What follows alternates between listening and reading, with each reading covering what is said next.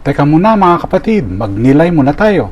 Alam mo ba na minsang nangaral si San Antonio ng Padua sa mga isda ayon sa alamat? Matapos siyang baliwalain ng mga tao sa Rimini, hinarap niya ang dagat at ang mga isda ay nagsilutangan para makinig.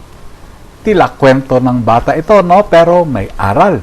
Kahit ang kalikasan nakikinig sa salita ng Diyos.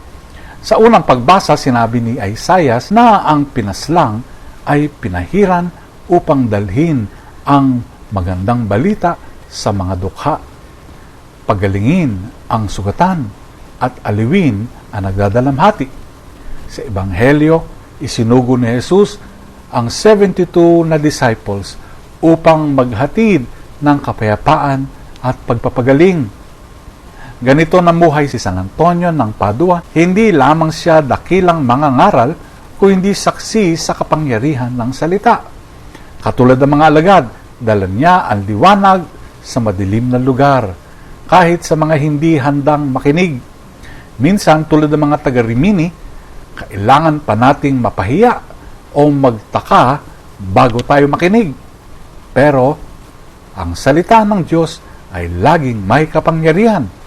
Kahit isda ay nadadala nito.